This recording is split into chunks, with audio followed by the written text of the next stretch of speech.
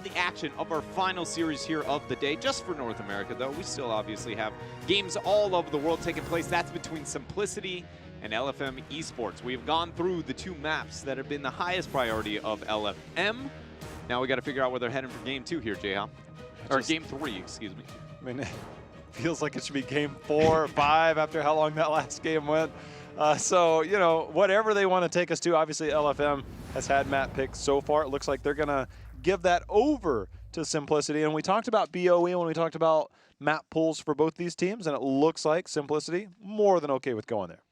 Going to be selecting that here. BOE has been a map that, you know, oftentimes, at least the roster that Zuna partakes in more often than not, they seem to enjoy the map, the pickup. It's, I mean, honestly, it just brings fighting. And more often than not, Zuna's a guy who likes to fight. He likes to bring the battle, as you saw him leaping all over the place in the last game on that Kerrigan.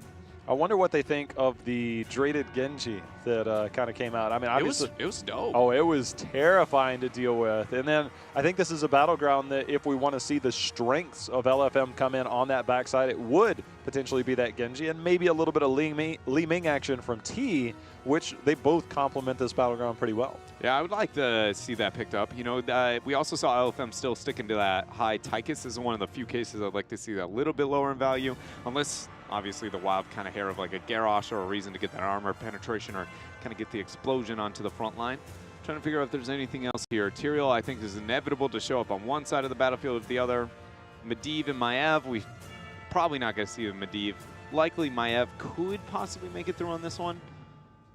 If so, I guess we are seeing a different draft slot. That's the biggest thing here that we have to keep in mind from drafts 1 and 2 is that there was second pick slot on the side of LFM because they were the map selectors over the first 2, whereas we're only going to get the 2 priority from, what's their name? Excuse me, Simplicity. Simplicity, yeah. I think the Tyrael part is kind of a big question of where do we see that lie. You know, we've seen a big drop-off of ETC in particular. We saw a lot of ETC early, and we're seeing the drop-off. Garrosh, I think, is something else to consider. We haven't seen Garrosh because Sky Temple a little bit more open, maybe not the same opportunities. Infernal Shrines, there's a lot of cluster going on around those shrines. Maybe we'll see an early Garrosh pickup in that 1-2 slot for Simplicity. Here we are with game 3, the one that is going to, you know, put one of these teams kind of over the edge. Got to calibrate that MMR really quick. There we go. That last game almost put me over the edge. Yeah, did it? What? At what point? I don't even know. I don't even know. Medivh taken off the table for LFM. I'm assuming this to be the Maiev, and then what do we want as the first pick? Battlefield has kind of catered to some other first picks. One thing that I do like on this map, especially is, you know, moving into the Tracer, that high mouth, kind of leaving that as the question mark, and then forcing that over. Even though Tracer has not been as big of a staple as I expected, because this is pre-nerf Tracer, on Battlefield it still seems like it's something as a first pick team you got to be considering. Yeah, you know, we saw the Kerrigan there. Conveniently enough, now Zuna's 2-0 on Kerrigan. Hey. I think he's got 1 game under his belt on Tracer, where that is also a 1-0. So it's kind of like these pocket picks that if they want to go, you could always kick Hosty back over to a very well-known shielding hero named Tassadar if it comes to that. All right, so not leaving that first pick mouth open. Maiev is left open. How long does it take LFM, or are they going to commit to a different direction here?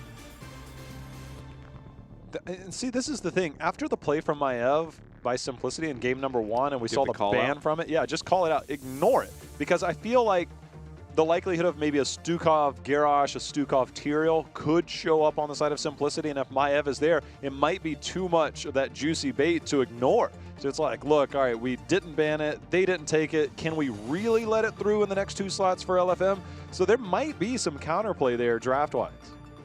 Let's say you let the Maiev go through, then what do you have to prioritize? Because you see the Malfurion picked up, you're probably going to drop.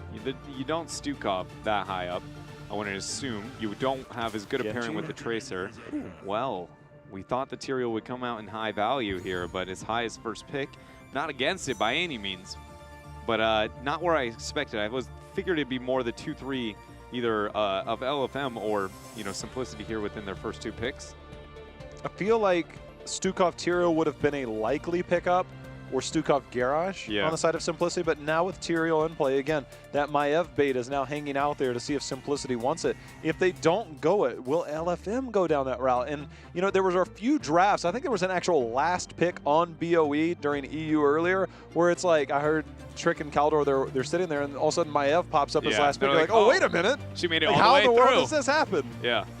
No, I heard of that as well, and it's one of the maps I don't mind if you see her drop off. Her kill potential level 1 through 9 is still outstanding compared to a majority of the heroes, you know, kind of in the game. Having mobility on a map with tight corridors like this is going to be very effective jumping over the walls. But, you know, at the same time, she doesn't seem overly stand out, or at least kind of falling lower in priority. I like this here from Simplicity. Still sticking to the Stukov, though, not committing to the Garrosh. So they're going to pick themselves up that Genji. You know, we credited Shad a lot, obviously, for kind of putting it on the map, but in the early part of the year, K1 Pro was actually one of the early adopters of the Stukov meta. It was actually his most played support. He was very early on. I think even in the first series, he was locking down a lot of people on Dragonshire. So something that they've prioritized, maybe not this high, and I think it rose in popularity and draft priority, especially after the clashes. So they're willing to go down that route. Wouldn't mind if we got a Hanzo out of LFM here. For Battlefield, whenever they have that Tyrael, the pairing there, poke and prod into the Stukov. Allows for a lot of good initiation too. If we don't see them go down that, we talked about T maybe on the Li Ming, but I expect that to be after the second ban phase. Yeah, Draded, he had 3 heroes all tied for his most played. It was the Genji, Hanzo, Tracer, or Greymane. So the Hanzo, I agree with you. If it's going to show up, wow. Go with the Li Ming over the Hanzo, and then a Rhaegar over the opportunity to maybe, I'm not even going to say his name. Okay, I will. The rare Uther. Who? I don't know. Uther? Dead to me. That's his new nickname. Uther? Yeah, that's a good one.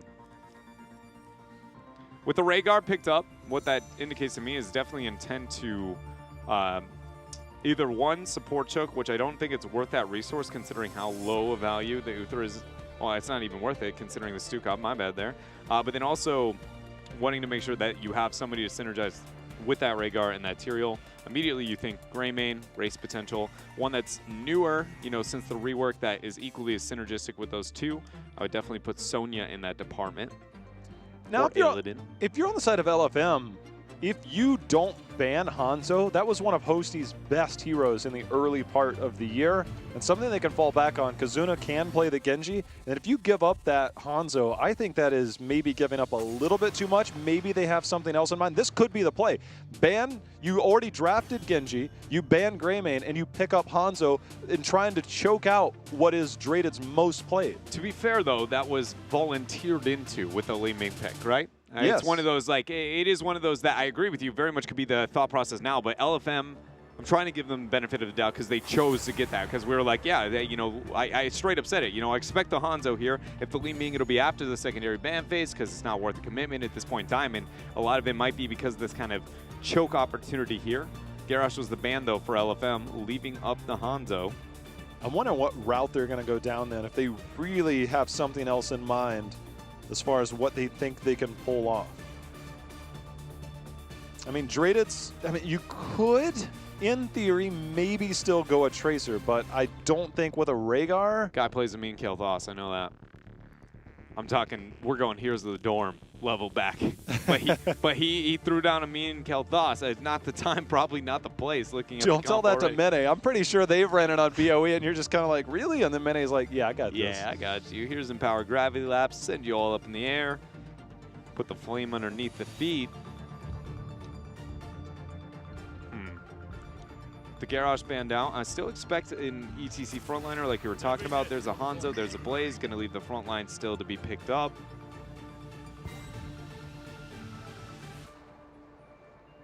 So where does that leave Swabs? I mean, Sonya, we saw that earlier. Yeah. With Blaze taken away, we haven't seen the Dahaka. Sonya is there. Give me the Illidan. I want something wild. You have the Tyrael, you got the Rhaegar. Something that at least either Sonya or Arthas to be the secondary warrior. I know I say the name Arthas, but he is so far fallen out, it seems like, of the meta. Somebody who can better help prep Li Ming to get multiple resets and be overly problematic. And then something else to kind of, you know, prep the damage, get it out there. Malthael might be one, not too great. on the race capabilities, and then you're at a single damage Li Ming. But at this point, I think LFM has to mix something up with this composition.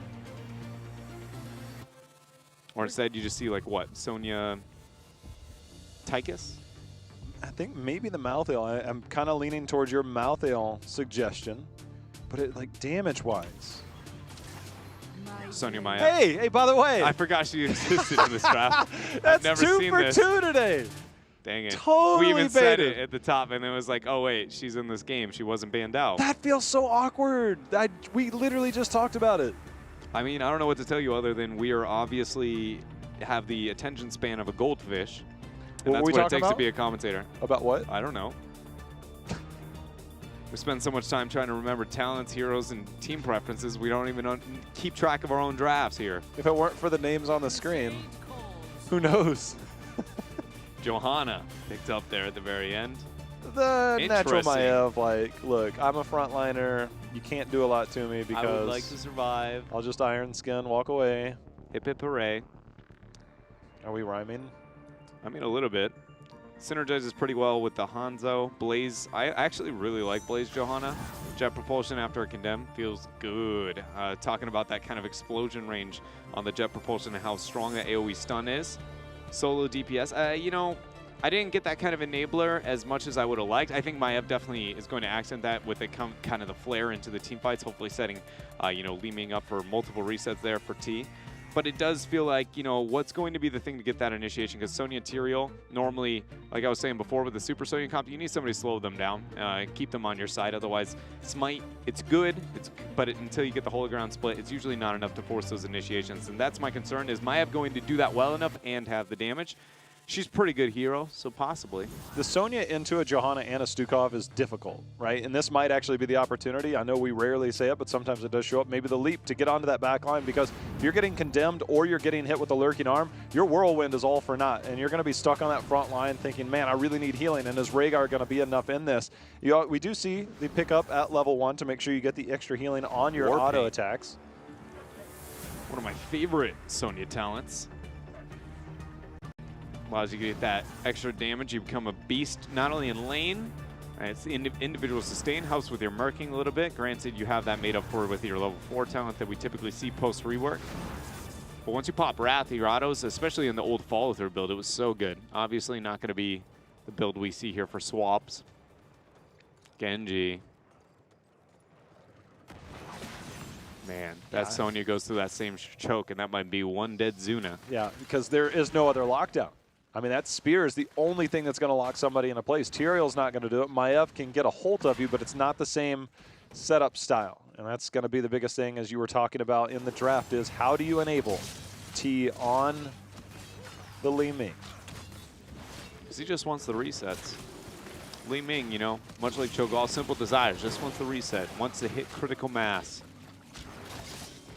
K1 Pro and friends getting good, you know, kind of stall out here with their 3-man. I really want to highlight the laning situation for Simplicity. I think that they're doing a great job at capitalizing on the laning mismatch of LFM, and LFM showing all 4 members bottom allowed Zuna to come up, get a lot of free damage on that front wall. He's going to have to cycle out here with this Swift Strike. It's going to be easily done. And then now all you do is constantly, you know, make Figgy match you. You don't have to keep this 2 versus 1 up top if you don't need.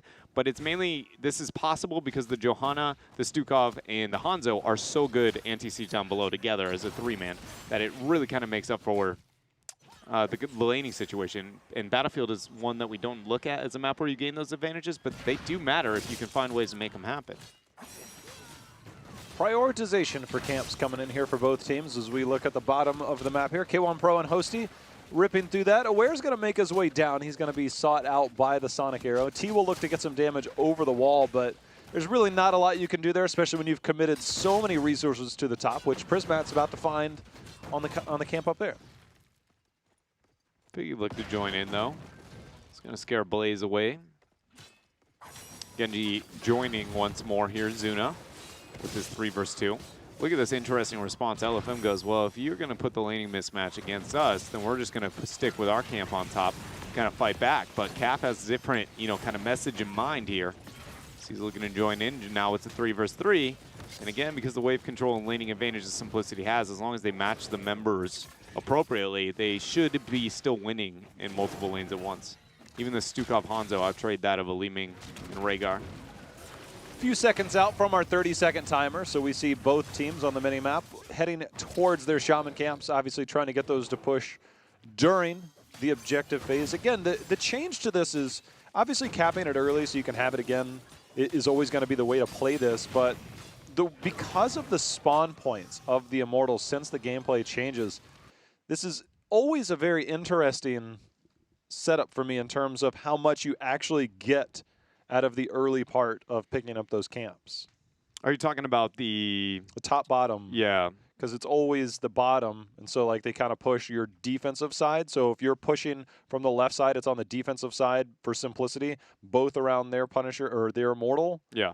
And so it's much easier to clear those than, say, the randomness that we had before. So it's not just like a clear cut, like, okay, this might work in our favor, it might not. It's generally kind of like whoever clears faster kind of makes the rotation up and kind of dictates the pace. But even then, it's not that much of an advantage anymore because by the time you rotate up, they're clearing theirs and they're going to meet you because you have to rotate to the other side of that center area. Yeah. So it's not as big of an advantage anymore. It's just buying time and assessing the area on how you want to approach it. Yeah, and I think most of that comes down to like zone control at that point, where it used to be how fast can you get the siege and the rotation. Now it's more of like a, hey, how well can we zone off? Because, and I feel like that's highlighting, you know, when I talk about some of the adjustments in macro still is there. It's just some small kind of microtransactions throughout the entire game and looking for ways to be able to pick that up rather than, you know, that kind of huge, here's our split push. You have to answer this, you have to answer this, and that's where we end up finding this win. Right now, so far, though, I'm pleasantly surprised with the opener. Again, with the laning situation that Simplicity had. I think their draft accented it, but they are one of the teams that whenever they do something like that, I go, I don't know why I expected anything less of you, but at the same time, when they don't do it, you know, like, and we have Infernal Shrines moments, like of that last game where you kind of go, you hit the same moment where it's like expected. It's like these guys know that it's like, hey, we have an advantage over this lane. We can just send the Genji up, go get a little bit damage. This is a common international meta decision making here. It's not like it's innovative, but you know, it's not always that we see that consistently within league play, especially in North America. I mean, obviously, we're very adept to just saying, hey, you will send one man top, you send one man, and then we'll put 4 others down on the bottom. And that's pretty much how it goes. But again, the structure that we see a little bit differently. And again, the whole play for me, again, around the first Shaman camps has always been the biggest thing. It's you always want to time your objectives generally. There's other reasons why you wouldn't around that. And it feels so different to me that I'm waiting for somebody to be like, look, we're not going to do this. We're going to come over. We've actually seen a few teams going for early invades depending on compositions. It's like, look, we know you're going to be there at that 230 mark because that's where everybody does it.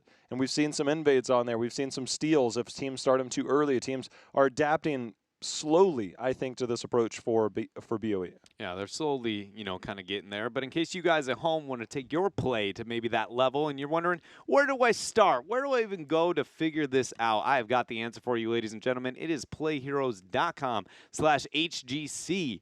There you can find, you know, all the VODs here of what's going on up here. You can hear, you know, obviously our perspective on things as it unfolds beforehand. But then in case you want a little bit more, we got some of the stats, the maps of the teams, what their drafts have been, you know, a lot of information there. And that's not even considering some of the articles that we have written, which, I mean, are next level, very in-depth.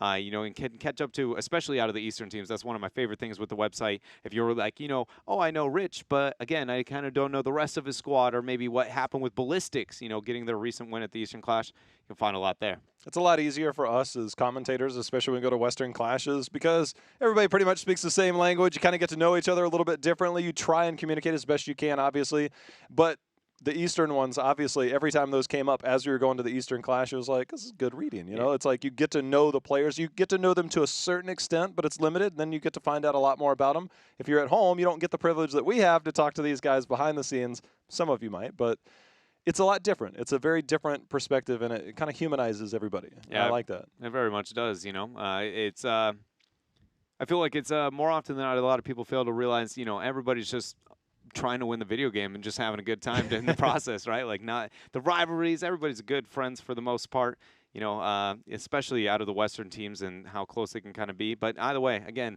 playheroes.com/HGC for all of those VODs and everything. Like, we had a bit of a DC, I think, kind of unfolding here, and we're looking to get it figured out for you guys as soon as possible. Up until then, we're still just waiting our first Immortal phase out on Battlefield of Eternity. Normally, that's where all the action happens, and Neither team has really done anything cheeky enough for me to add much more than that. It's just going to be, well, we will wait until our mortals will spawn. It's LFM, the approach that they have on BOE, you know, they have a cautious approach. They never try and overwhelm people, and I think that that's something that is a good thing and sometimes a bad thing. And I think sometimes for this structure, the way that they're setting up with Maiev, it's a different play style than we're going to see, because Maiev came in at the very later part, week 5, but was banned out of basically every game. Since we've come back from the Clash, we've seen teams willingly let it through, especially, you know, game 1, LFM let it through. Game 3, it's being let through here. You could argue on Simplicity's side. So to see the approach, it's something, if we're going to see something different from LFM, I think Maiev is kind of that weird factor that you can add into the formula. It's like, all right, now are we going to see something different from LFM? Because you saw it earlier, right? You highlighted it. It was the Tychus and the Li Ming or whatever it was in that backline. It was very standard, very safe. Maybe a little bit traditional, older school meta without being like too new and flashy. But I think the Maiev factor, if they can kind of discover a few things in their approach, I'd like to see it. And this is a Battleground perfect for that. Yeah, and it's a hero that I feel like it's a good one to kind of start with too, especially if it's going to start trickling into being let through on those drafts, just because it's one of those, you know, it's going to be relevant. It's going to be objectively pretty powerful. One of the biggest things when you kind of get that innovation is you want it to be universally, you know, relevant within the meta, because if you find that tier 3, you know, strategy to come out with, it's only going to work long enough for everybody else to figure it out. But then having something with objective strength, and more importantly, it's the crowd control being provided also. Whenever those heroes are with the hard crowd control, it makes it more probable for you to get those initiations and those skirmishes. But we are still trying to figure things out here with Prismaticism, and until that happens, we're going to throw it to a quick commercial break. When we come back, we will be getting Battlefield of Eternity figured out for you guys. Game 3, stick with us.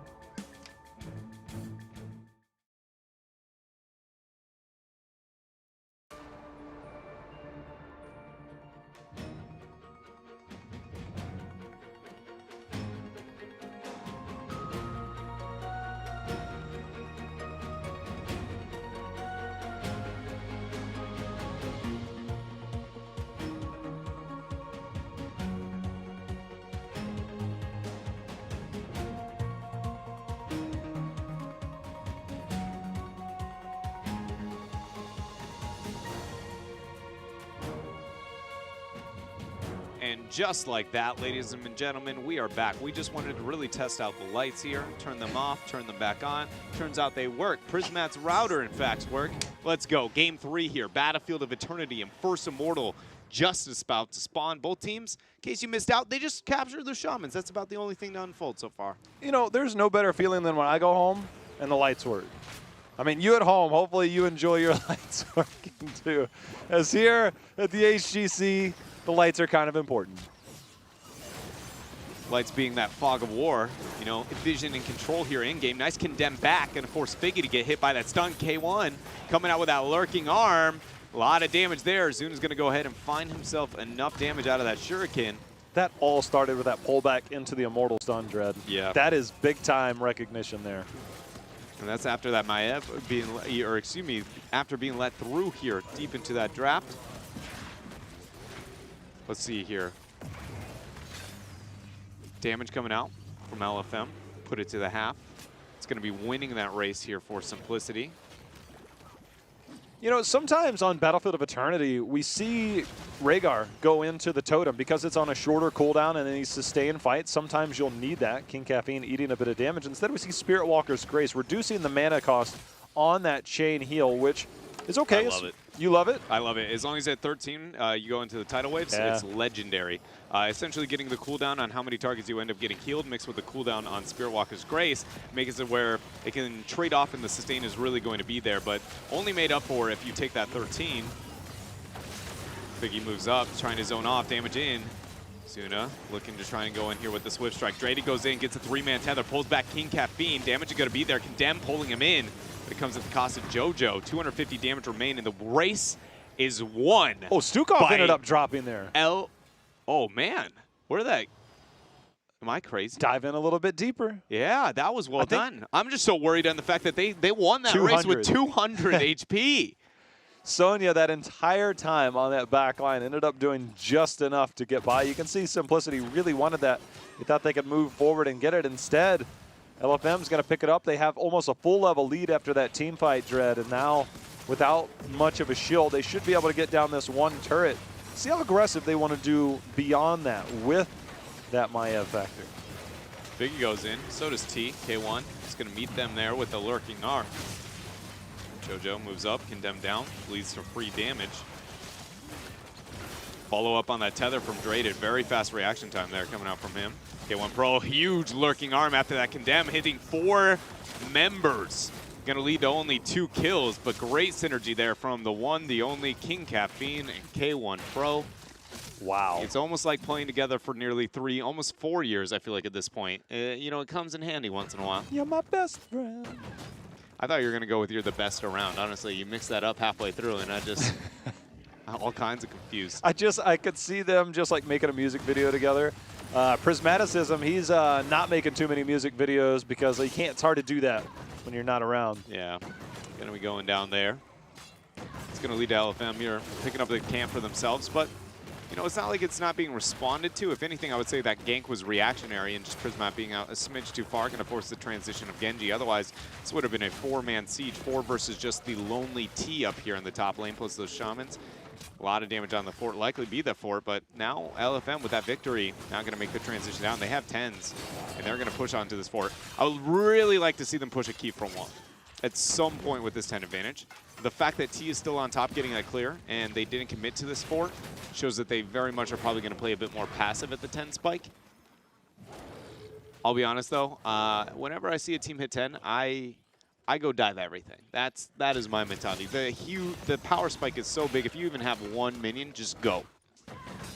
I wondered there because Maiev, Draded waited on that heroic choice, and I started to wonder, is there a world where containment disc exists? And I'm thinking, well, I guess if you take Bunker out, maybe. But nah. Warden's Cage. It's a pretty good heroic. Prismat going to be pulled back. Oh my damage. Li Ming hitting every ounce of the skills there. T, man, deserves a cup of tea out of that one. Well, this is perfect timing too, because with the Immortal on the enemy side here, LFM is going to walk right in with that 5 versus 4 and 10 tier advantage and just send us straight to the halftime show. Prismat will be up in just a few seconds. See if maybe Simplicity can mount some type of defense. I don't think so. They're just going to use Hanzo to burst through some of the potential shielding. Has he hit? I didn't see any health go off. You know, I didn't see it either. Okay. So I'm just going to leave it as something definitely goofed or maybe one missed skill shot. Clearly, judging by that bar, did go off. Oh, a little bit of damage there. Checking my eyeballs after this weekend. LFM is not posting up. See that kind of choke up above? Like, they should be looking to gank. This fort's going to die so fast. Look at if they got this flank in this type of situation. It would be very, very profitable for them. Instead, going to take the fight a little bit more left to right than I'd like to see from them in this moment. Draded goes in. No Warden's Cage yet. Lurking Arm able to buy a lot of time after that bunker goes down. Team moves up a little bit, looking for those resets. Ancestral goes into Figgy. Maybe not the target they wanted. I feel like Swabs had to have been the Ancestral there. They still have some time as the shielding is still a little bit here. It's going to go ahead and drop as the keep wall is dropping as well. King Caffeine trying to defend there on Johanna. Eats a lot of damage in the process. And they could still make the play if Maiev can go in, get a hold of somebody, maybe get that Warden's Cage down. Instead, Simplicity with the return fight, Dread. They're going to dive back here. Warden's Cage ends up getting used. Prismat getting so much value, though, on that oil flame. Draded, able to get the follow-up there. Now trying to get the track down is Zuna. He will get full dismounts. Inevitably, one of these has got it. Well, maybe not. Distance to safety is going to be real. Aware, gets the smite, gets the ghost form, and he's out. Aware, very heads-up awareness as he was doing the body blocking on the shurikens, making sure that T stayed alive. Good heads-up play all around, but LFM lucky to get out of there. Yeah, I'm going to go ahead and bring back that the lack of Warden's Cage on that original initiation when Draded hit a 3-man tether the first time and then not using it on that huge kind of gap right there between the fort into the keep and then saving it when they got engaged on. It's one of those moments where I can definitely see you wanting to save it for the later skirmish, but you're trying to hold them away from safety versus when they're initiating on you, you're only going to stop them deterring, like advancing from one direction, right? And it's very predictable, very easy to kind of play around. It's just one of those things where I'd like to see LFM use that kind of aggression whenever they get these type of leads that much more. And I can't help but feel like it would be a lot faster victories for them versus Simplicity when they get that advantage. It's Jet Propulsion and Dragon Arrow used here. Zuno, however, has to hop into that bunker, but he's coming out very low on health. Sanctification just going to be waiting for him as he does come out. Zuno's going to be the first to fall. Figgy gets the Ancestral Warden's Cage, gets King Caffeine locked in for the moment, and you can see T trying to get on a Prismat. Calamity finally gets the reset. He's going to look for more. Yeah, I love that play out from T, actually. Every single thing he did from the minute he made that rotation in was just confidence and aggression. Went for the Wave of Force to try and get into not only knocking Blaze back into a bad position, but hopefully in the Warden's Cage. Unable to do that. Didn't care. Still stuck with it. Using that Calamity and, more importantly, that dominance at level 4 to heal yourself up. Having that trade is going to be huge for them. Well, that was never capped.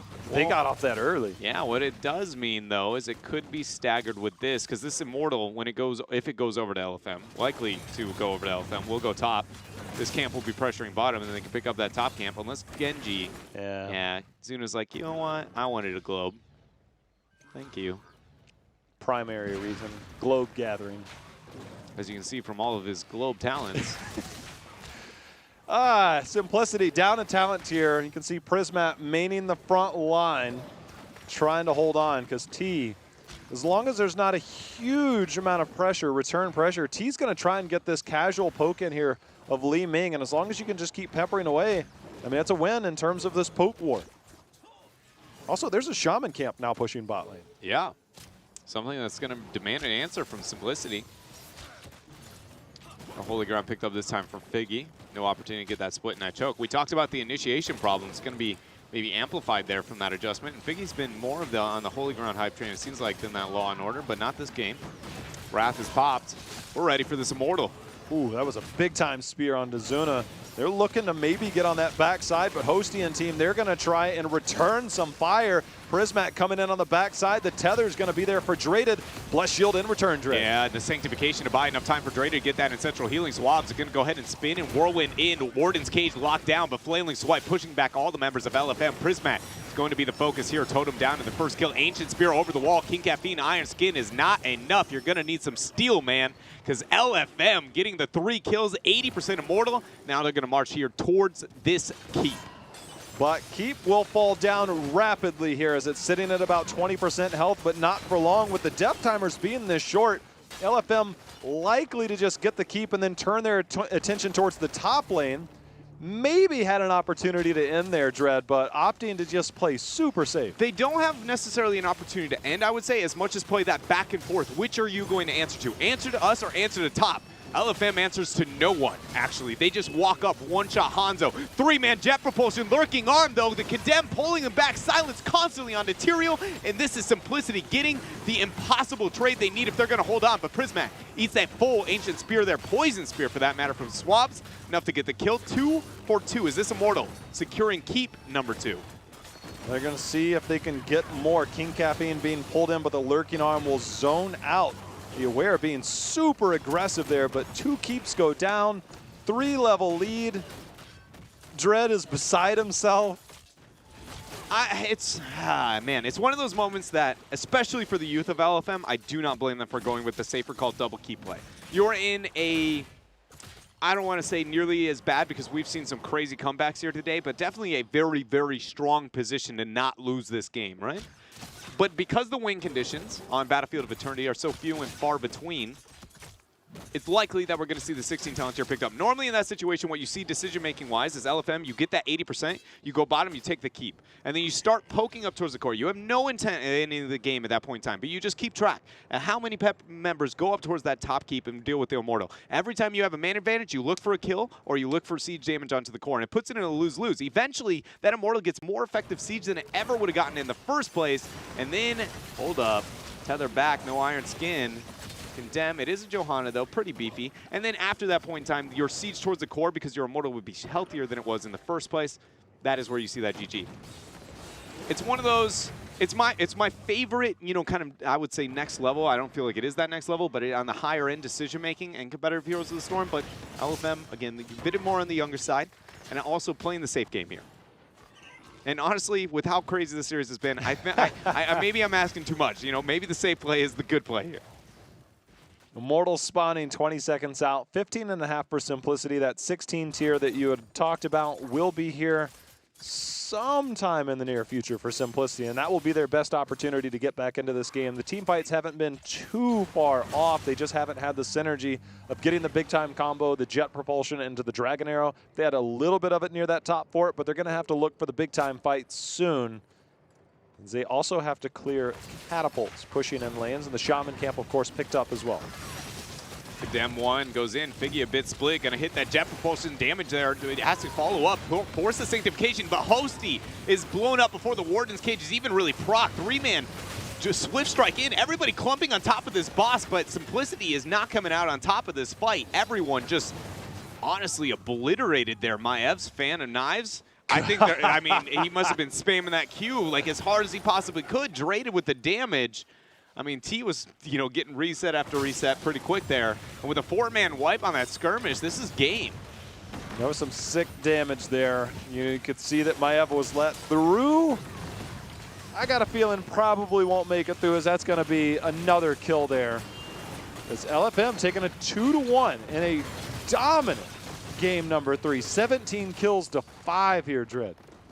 Got to make you wonder what is going to be the choice then when looking at map number 4, because LFM here started with the skies, started with the shrines. We knew, you know, that's where the comfort, that's where home looks, but Battlefield looks very, very good, being the map selection again on the other side for Simplicity. So at this point, you know, wherever they end up taking us, I'm feeling I'm on the LFM boat. I think they're going to get this win, and as we heard from them before, this is one of their must-win series to remain out of that Crucible range, because it is devastating. If they end up losing here, it just, I don't want to say it locks them in, because it doesn't. You know, anything can happen, but it very much makes it a grim picture.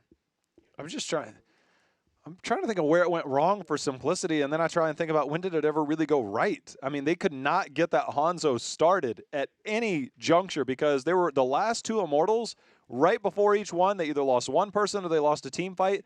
And Hosty's just like, guys, if we just sit still, maybe I can bounce some arrows off the wall and get some. That's what Hanzo does. But Hanzo never had much of an opportunity to do anything in that game. Yeah, no opportunity to kind of sit up, post up on the block, you know, throw out all those arrows, make sure you're going to be overly threatening. That last team fight was extremely lopsided, and it happened so fast that honestly I didn't even catch how all that damage came out. So I was just, we're going to throw it to the replay really quick. Look at what happened in that last skirmish. Beyond the fact that everybody deathballs on top of this, Figgy gets a lot of pressure onto him early on. He has to Eldruins to dodge the Immortal stun. This is brilliant setup. But everything past that point, it gets weird. Here comes the Sanct. Oh, it was Hosty that got pulled in there. Drade had found himself in the backside, but it was all, I don't know if Figgy lives there without that cleanse. And not only that, Aware hits almost a legendary Ancestral Healing onto Figgy as well. Aware, the MVP of that last skirmish, you know, pressing the button so quick there, even I didn't catch it at first, but very well done from him and LFM to win that last skirmish. And it wasn't so much just the, you know, the fan of knives dive. I feel like, yeah, the cleanse that you see that coming out there, Figgy got put in, you know, between a Immortal Stun and a hard place. Found himself on top. Pretty terrible. Yeah, the lurking arm was just like a half-second away, but he's able to Eldruins away. You know, I was looking at the damage numbers. Li Ming, of course, was topping at 48, but after what we saw on the Maev in the first game, it was far different, because he ended up topping at 43,000 damage for a Maev in that short of a time frame, which means he was getting mad value out of those Q resets on that Fan of Knives. Yeah, like in the first game when we were looking at some of the numbers, I was talking about Prismat, right, and what he was putting out damage-wise, and obviously Zuna had a bit of a rough game on that Maev, but it was, I mean, literally triple, you know, the damage on the range versus the melee, but Draded near trading with T on his legendary Li Ming. Very impressive play coming out from him, even with my, you know, criticism over the lack of Warden's Cage on that